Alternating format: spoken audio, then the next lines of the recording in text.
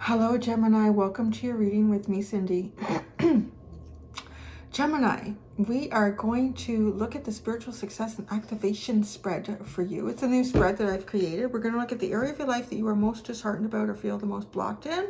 How does this block shape the course of your life? And then what can you activate in your life right now? And how can you move away from your worries? So if you think I went wild and unknown last week, I'm really going on a big time this week. So I've got the wild and unknown archetype deck. We've got the wild and unknown oracle and the wild and unknown tarot. So Gemini, let's get started, shall we? Gems. That's funny. I was fine until I started your reading. Now I have a frog in my throat. Maybe your throat chakra's been blocked or something. Maybe it's just the atmospheric conditions in my house. Sometimes it's just what it is. Okay, Gemini. We're going to start with the archetype deck. These messages are always so deep.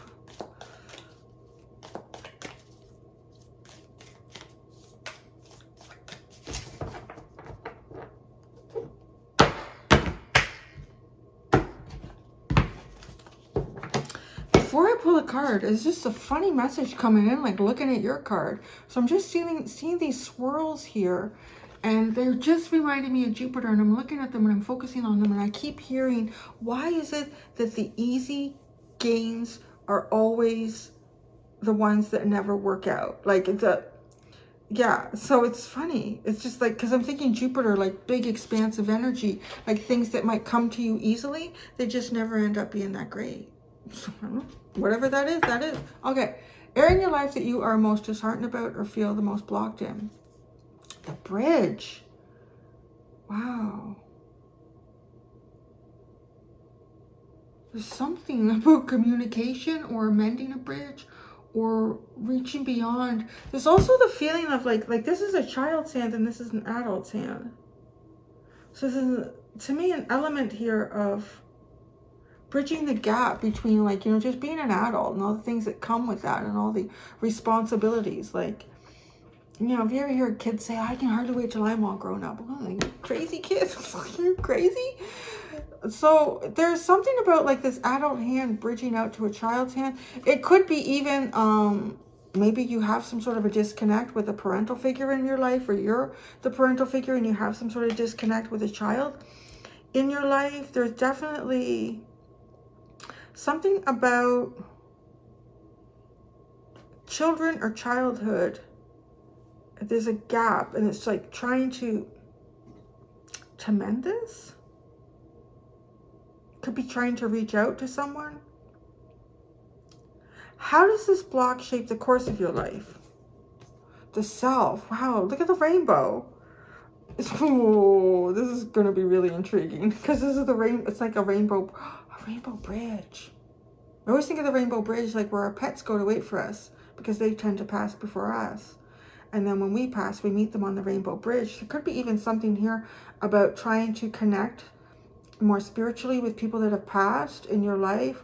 It doesn't even have to be like people that have physically passed, but it could be people that there's distance here. And what does it do? But it almost kind of somehow forces you to find something inside yourself when you couldn't connect it to someone outside of you. It causes you to find something deep within yourself when you can no longer connect it beyond yourself. What can you activate in your life right now? Oh my God, the apocalypse. What can you activate in your life right now? It's catastrophic change. Holy crap. So, whatever that could mean for you. The apocalypse. It's just like an ending, right? Something in your life that you can end right now. Let's just see where this all goes. How can you move away from your worries? The fault line. Oh. Now that makes sense. Come here, my sweeties. Look at this. This here is all black and gray, and this is all color. So the part that you are disheartened about are the parts of life that should be full of color and excitement and happiness and joy and expression. And, you know, and how this is seen through you and how you feel it through you, and trying to find it, realizing the grit too, like this pearl, the grit in life is what creates the prize in life. Isn't that funny? How I was kind of drawn to these swirls, and it was just making me think of that message from Jupiter. You know, so easily expansive, and this growth comes in so good, but it's never great shit. It's like,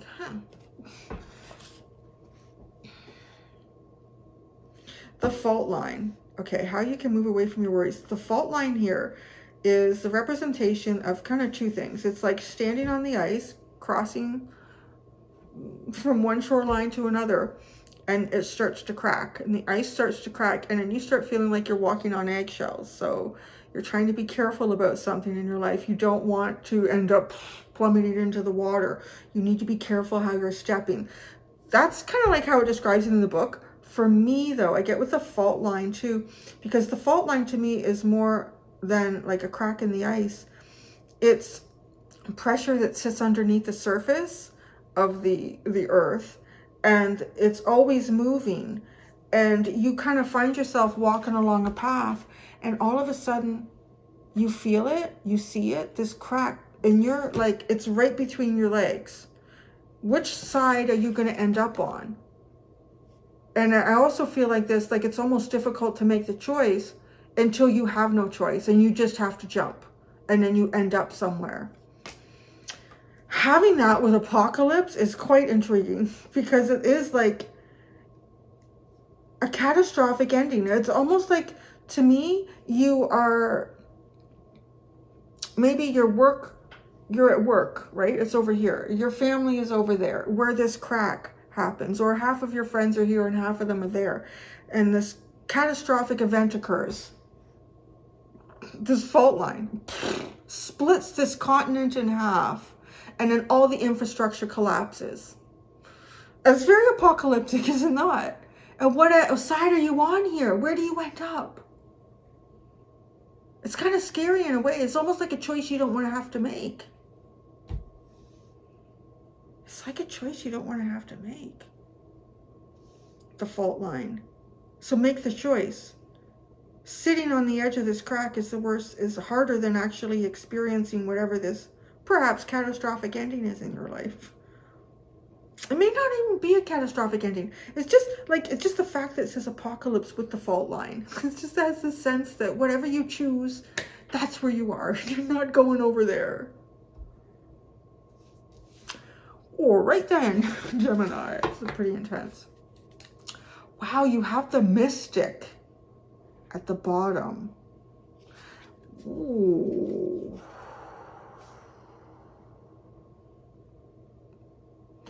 That really brought this to a level. You have the mystic at the bottom. What I'm getting with this now is you're going through something spiritual. Some of you might even be divinators or readers yourselves. Some of you might even just be psychics or empaths, or I feel like some of you have a way to connect to beyond the grave. Like some of you have a capacity to do that. Who you are now, if you like, because the mystic is sitting here as the underline. So it tells me this is why we're here at the reading. And it has something to do with like mystical powers. It has to do with the unknown. It has to do with like high priestess energy, divination, occult. Once you bridge this gap, like you're trying to bridge something here. But the thing is, the fault line. You're trying to create a bridge over a fault line. You might even be trying to create a bridge over a fault line, over something that has ended in your life. And you're trying to bridge the gap in that. You're trying to connect with it. The other thing that I see here, though, is like a conscious leap that you have to make. If you are trying to like move yourself spiritually even further than where you are now, it's almost like your three-dimensional life becomes detached from your spiritual life. Now, maybe you've already done that and you're trying to bridge the gap there as well. It's something very, very spiritual here.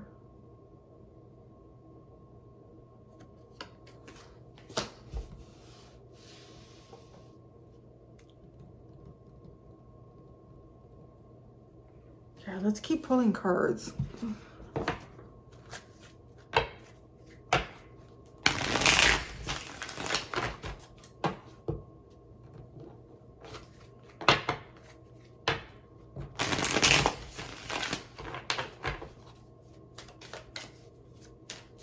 Oh yeah, there's even like ghosty things in the corners here. You're kind of like the I see dead people, I hear dead people perhaps energy too. I don't know, you're trying to, even like, let's just look at this, like a bridge over the fault line. Something has been detached and you're trying to create a bridge. How can you move away from your worries? It's the fault line. But let's see what comes with it, right? I feel like it is. I mean, pick a side. What side are you going to be on? But the apocalypse energy just feels like this is really not a choice you would want to make or feel like you would ever have had to have made, right? Like whenever you watch those apocalypse type movies, zombie apocalypse or anything like that, you're like, yeah, it'll never happen. So it's just kind of that feeling, huh?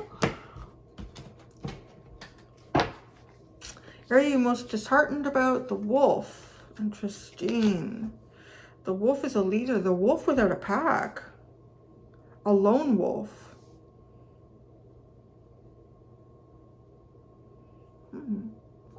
The self. How does this block shape the course of your life? The self. The zebra. It is forcing you to do something spiritually that you've never tried to do before. You are trying to bridge some sort of a gap through spiritual energy that perhaps cannot be bridged physically.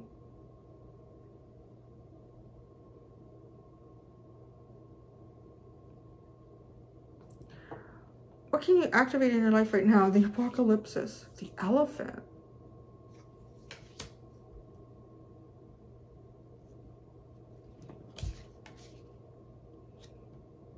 It's finding your way back through the darkness.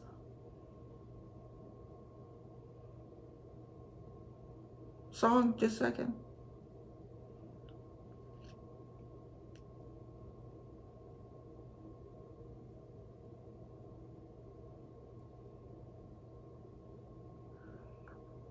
Just a second.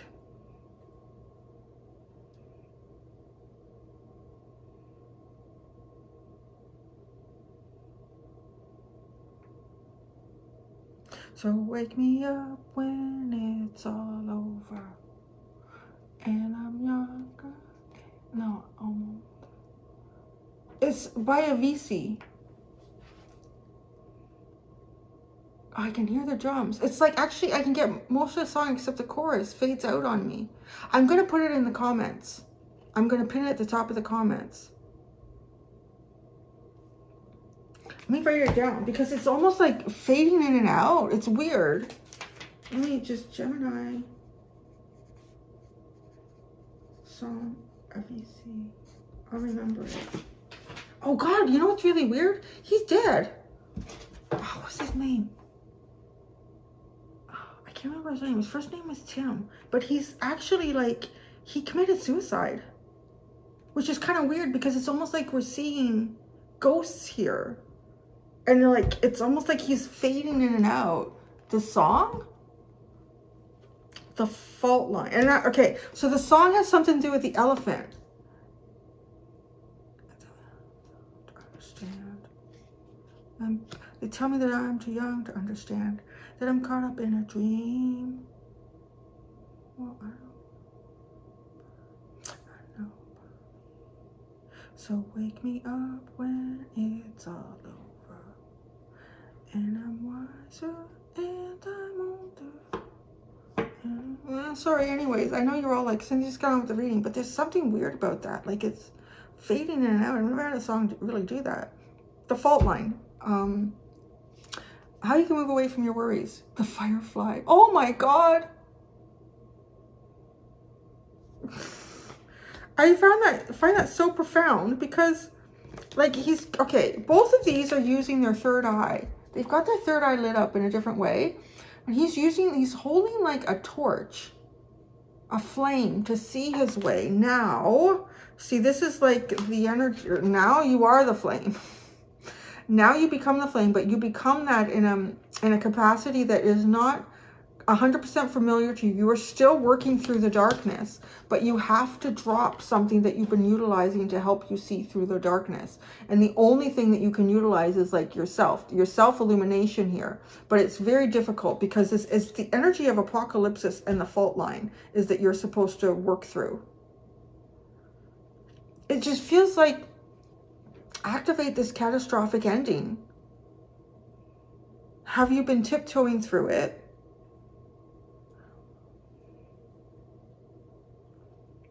And learn to light your way through it. Learn for just you. Maybe there's been like, maybe someone else's guidance. Maybe this is one of those things too. Like maybe you've relied on other people's guidance.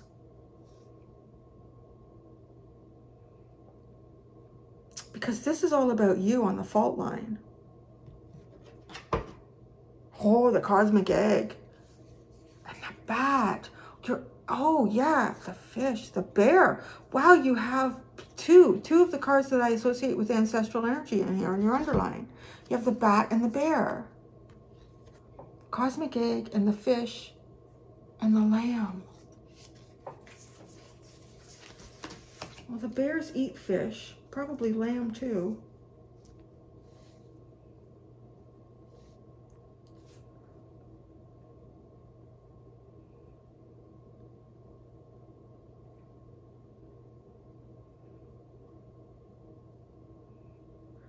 There's something to find of yourself, because right, like this has got all the rainbows.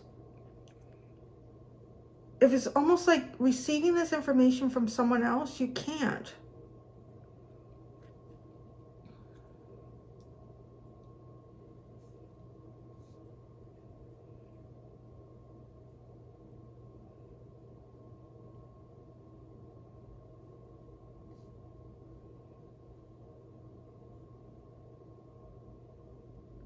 That song is driving me crazy. I feel like that song is your reading somehow.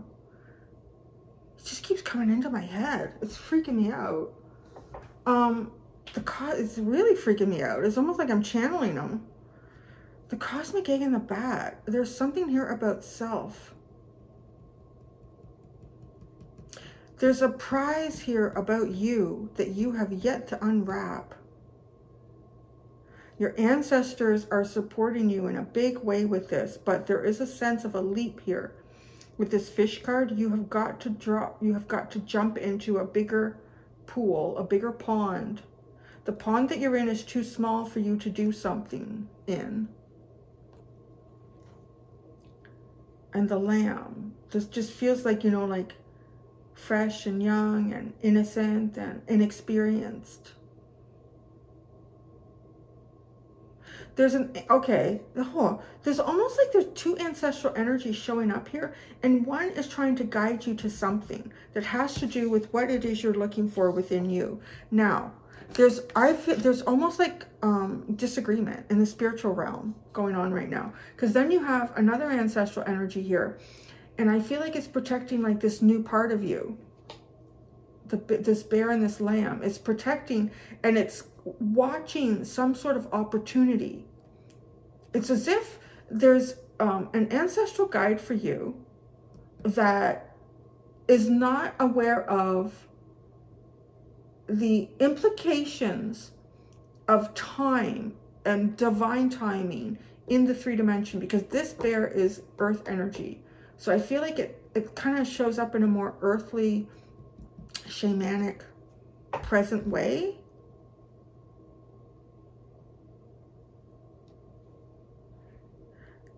It's like there's a guardian, a guide for you that is aware that for you You are too fresh for something. You need to develop this on your own. It can't be shown to you. You can't simply receive it. You can't simply receive it. You're trying to receive it, but you can't until you do something here.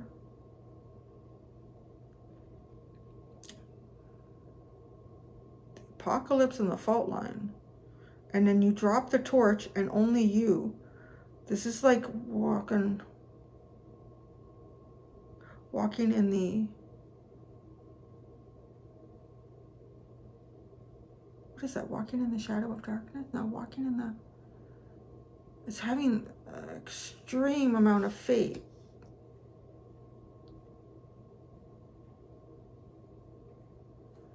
But again, there's something really significant about this bear. This bear, you definitely have two ancestors that are in conflict about whether or not you're ready for something. I feel like the bear knows. The bear knows that there's something that you need to activate in yourself to do this. And it's almost like the bat figures the activation can be given. It can't. So let's keep going.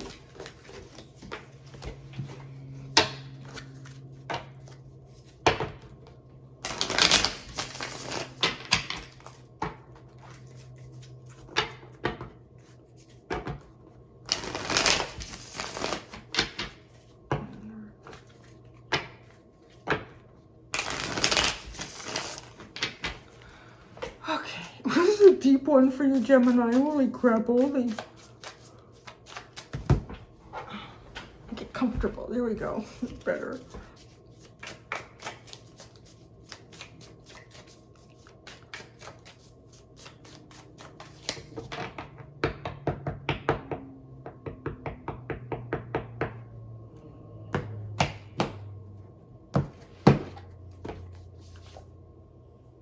Knight of Pentacles. The block, the disheartened energy. How does this block shape the course of your life? The self, the oh, the sun. Yeah. The self, the sun. That's bang on. What can you activate in your life right now? Apocalypse and the elephant.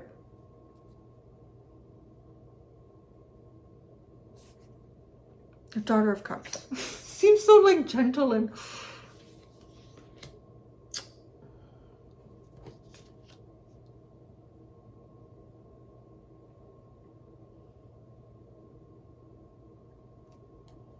how can you move away from your worries? The fault line and the firefly. Jesus Christ. The Tower. There's like a catastrophic change here. The Emperor, the Devil, the Knight of Swords. Is there some sort of controlling energy around you? Maybe that's something that the bat's not seeing.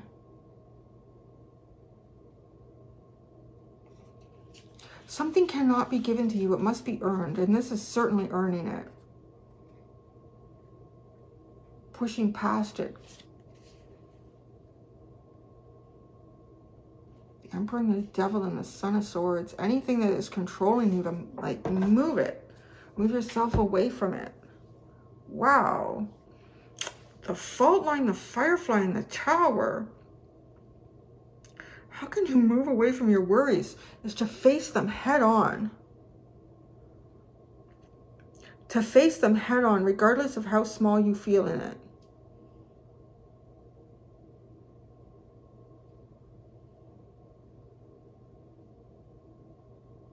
Something needs to be taken down here. And I find, because this Tower looks so, it's like the same tree to me as the Emperor. When they appear like that together, it just makes me feel like that there's two strikes that need to go down here.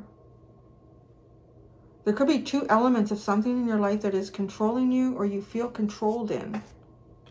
Just because the Emperor's showing up with the Devil too.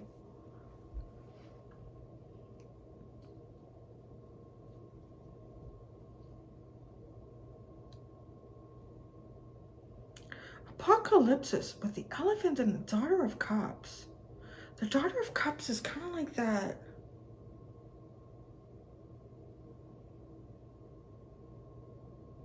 It's that prize in the Cracker Jack box you didn't expect to get. There's a gentle rainbow here.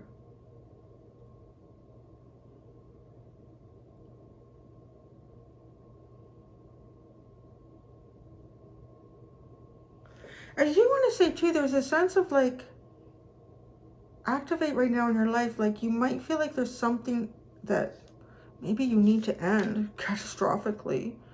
But the ending is bigger than what it truly is. Like there's kind of like a moon energy around it, because this is so tiny and delicate. And this is so tiny and delicate. And here you come in with this big elephant energy.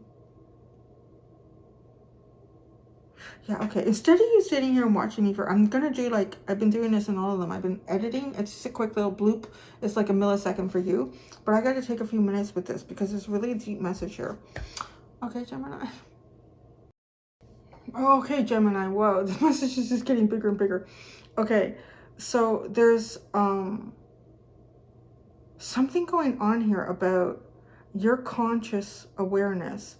And it's literally like, yes, there is definitely two fields going on here where there's spiritual guidance and guides in the ethereal, and ones here that are more kind of like earthly based with you.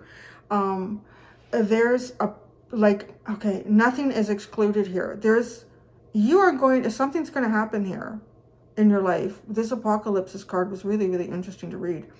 So it is like catastrophic change, but this catastrophic change seems to be something that comes on a conscious level or a knowing, like something that you know, things that you know, all lies, all secrets, whether small or large, which I found fascinating because you had such a big animal, such a small one, come to light. The veil is removed. There is a period here, activate in your life right now, right? This is what you can activate in your life right now, where the veil is completely removed. And this elephant also symbolizes removing obstacles. Like, it's just, wow. Just a clear path. And everything, I feel like everything you have ever wanted to know or would like to know, whether big or small, the truth, the lies, prepare yourself if you're ready to go there. Now, one of the things the book also talked about, Apocalypse, is that even when this information comes in, it can be overwhelming. It's fleeting though, and that's how we get this with the Firefly, which seems kind of good because this almost has the energy of something that could disrupt your sanity. Like, you know, if it came in and it stayed in, because this is too big for the human mind to comprehend. Like, I feel like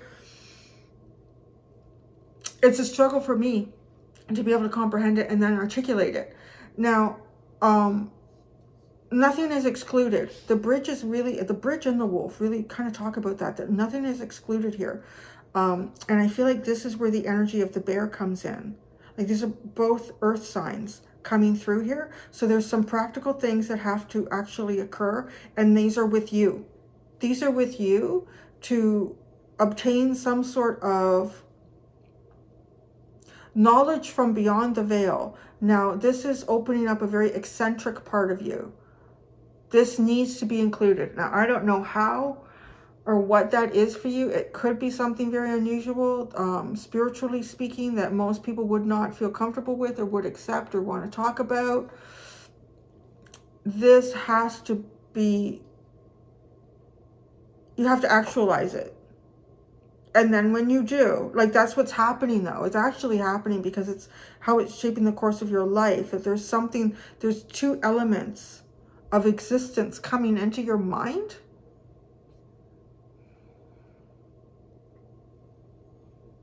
If I was not going to look at this on such a deeply spiritual level, I would say that if there are some secrets or some hidden things going on around you right now, any couple of degrees of separation between you and others, this is all going to drop. Like, you are going to see the truth in everything that has been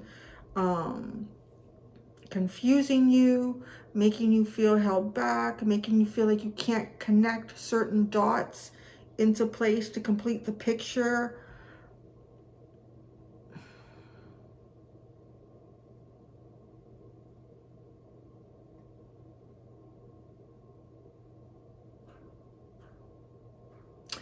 How you can move away from your worries is really, honestly, is to accept that once you know the truth, this is almost like preparing you.